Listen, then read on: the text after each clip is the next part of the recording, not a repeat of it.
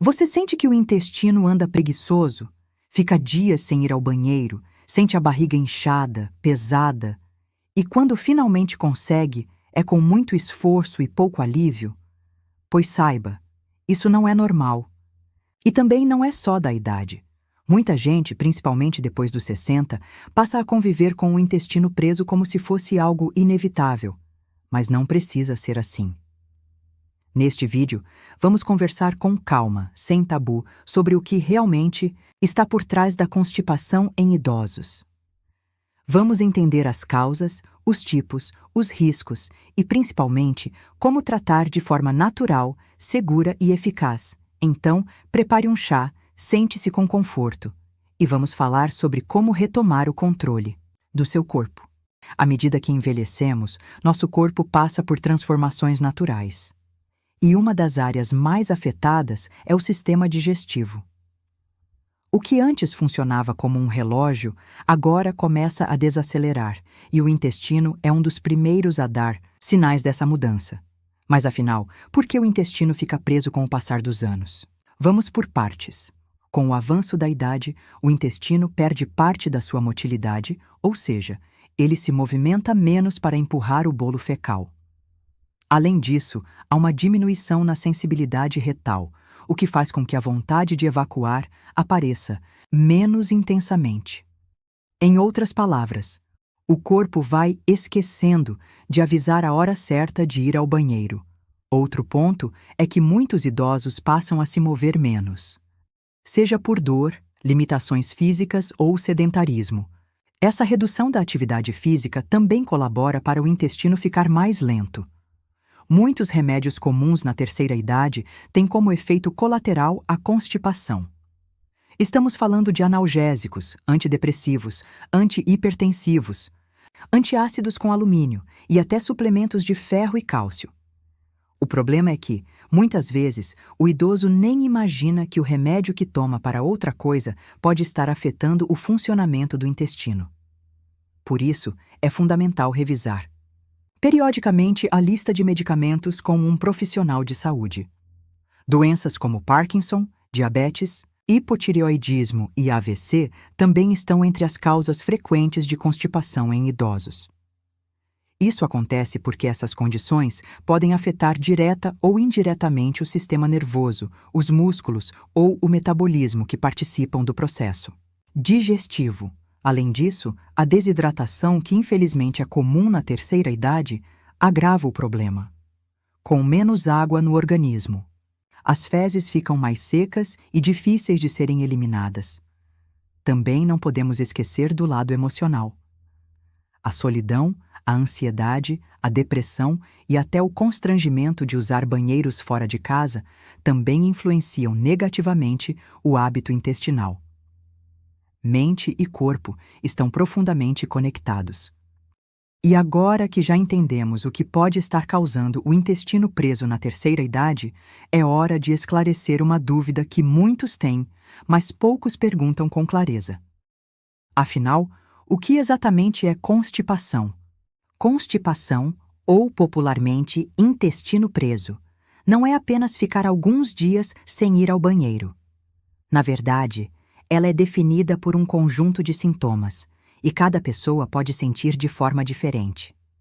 Mas, para os profissionais de saúde, existem critérios bem claros.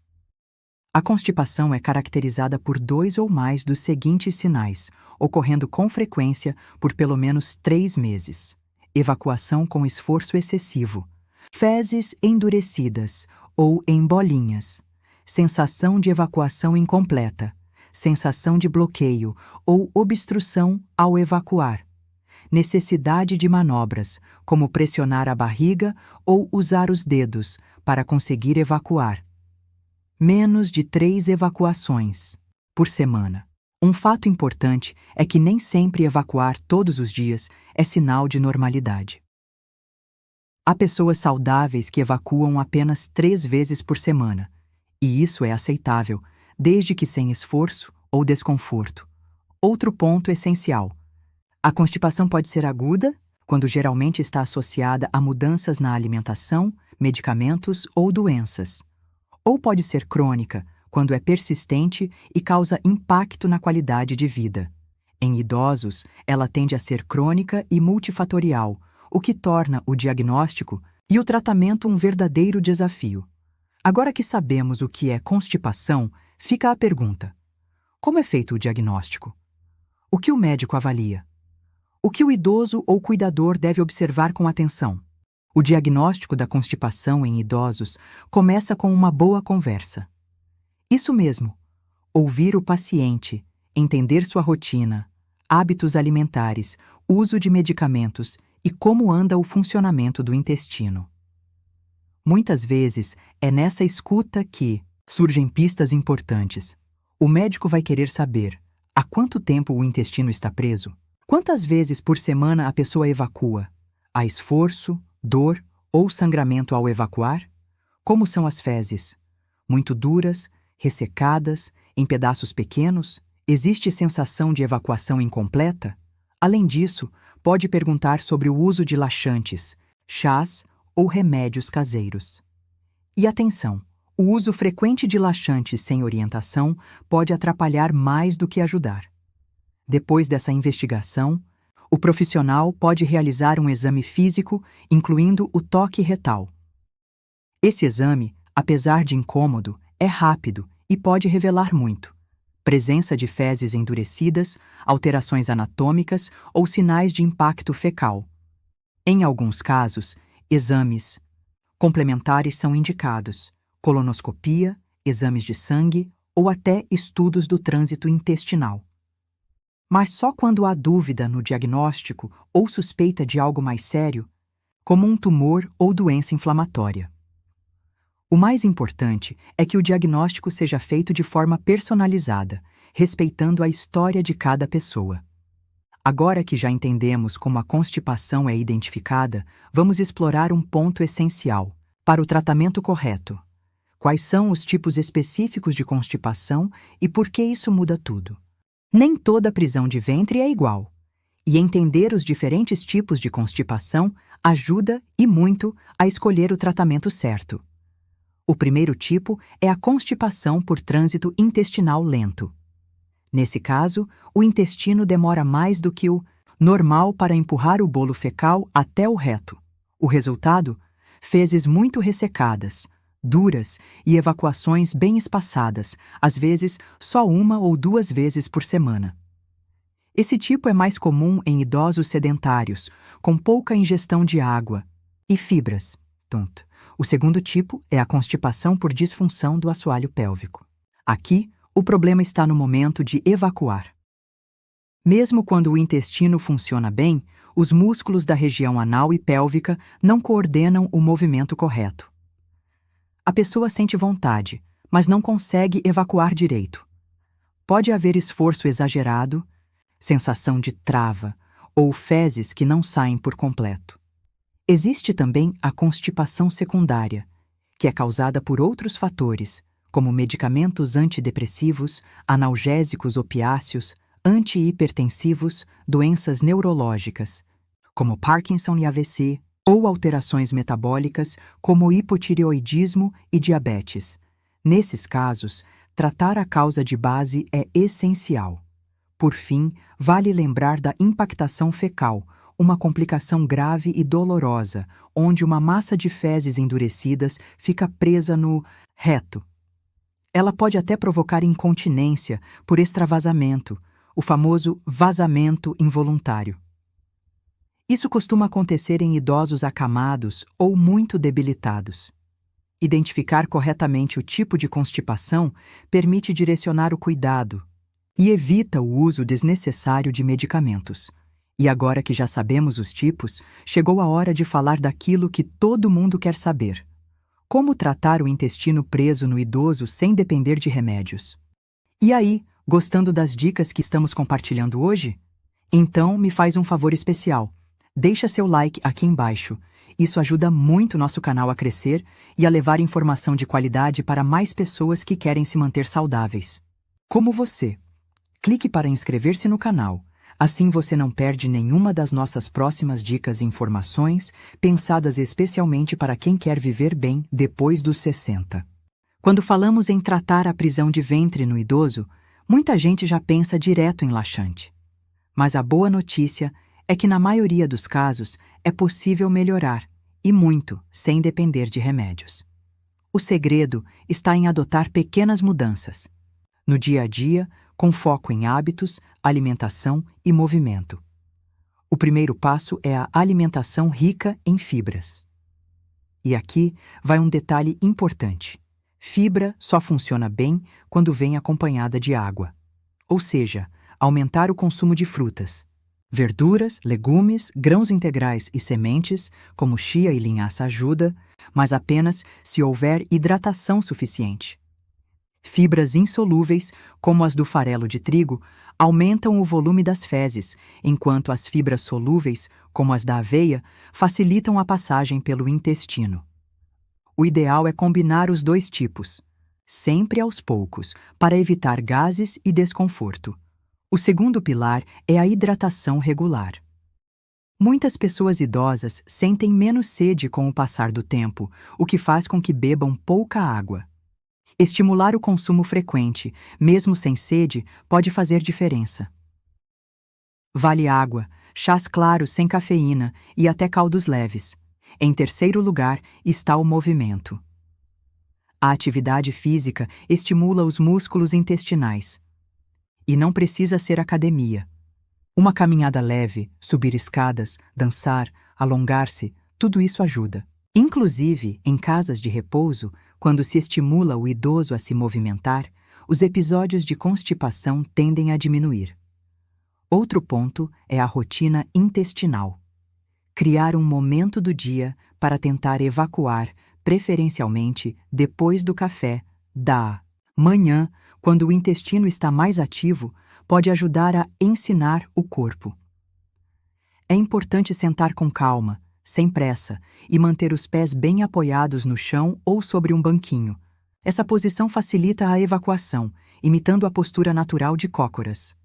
Além disso, trabalhar o controle do assoalho pélvico com a ajuda de fisioterapia específica pode ser essencial para quem tem dificuldade na hora de evacuar, mesmo com vontade. Exercícios simples, guiados por um profissional, ajudam a coordenar os músculos da região. E claro, observar e evitar alimentos que ressecam o intestino, como excesso de queijo, carne vermelha, massas refinadas e produtos ultraprocessados. Agora, em alguns casos, o uso pontual de suplementos de fibras ou probióticos pode ser indicado, desde que orientado por um profissional. Mas isso não substitui os hábitos, apenas complementa. Resumindo, alimentação equilibrada, boa hidratação, movimento diário e uma rotina intestinal saudável formam o verdadeiro remédio natural contra a constipação. Mas e quando nada disso funciona? O que pode acontecer se a constipação persistir por muito tempo? Ignorar a prisão de ventre pode parecer inofensivo num primeiro momento. Afinal, é só ficar alguns dias sem ir ao banheiro, certo? Errado. Quando a constipação se torna crônica, as consequências podem ser sérias, especialmente em pessoas idosas. A primeira e mais comum é o fecaloma, que nada mais é do que uma massa de fezes tão endurecida que o corpo não consegue eliminar sozinho. Isso pode provocar dor intensa, distensão abdominal e até náuseas. Em alguns casos, é necessário ir ao pronto-socorro para resolver o problema, manualmente ou com medicamentos específicos. Outra complicação frequente é o esforço excessivo para evacuar, que pode causar ou agravar problemas como hemorroidas, fissuras anais e até prolapsos retais, quando parte do intestino escapa pelo ânus. Isso causa dor, sangramentos e muito desconforto. Além disso, o esforço repetitivo pode elevar a pressão abdominal e até aumentar o risco de hérnias e problemas cardiovasculares, especialmente em quem já tem o coração fragilizado. Mas talvez o aspecto mais silencioso e mais perigoso seja o impacto na qualidade de vida e na saúde mental. Sentir-se sempre inchado, com desconforto abdominal, Medo de sair de casa ou vergonha de falar sobre o assunto pode gerar ansiedade, irritabilidade e até depressão. Em idosos acamados ou com mobilidade reduzida, a constipação também pode predispor a infecções urinárias, já que o intestino cheio pode pressionar a bexiga e dificultar o esvaziamento completo da urina. Ou seja, não é apenas um incômodo intestinal. É um problema de saúde que precisa ser levado a sério. A prisão de ventre em idosos não é uma sentença, nem faz parte natural do envelhecimento. É um problema que pode e deve ser prevenido e tratado com cuidado, atenção e, acima de tudo, informação. Você viu que o intestino preso pode ter várias causas, do envelhecimento natural às medicações, das doenças crônicas à alimentação pobre em fibras.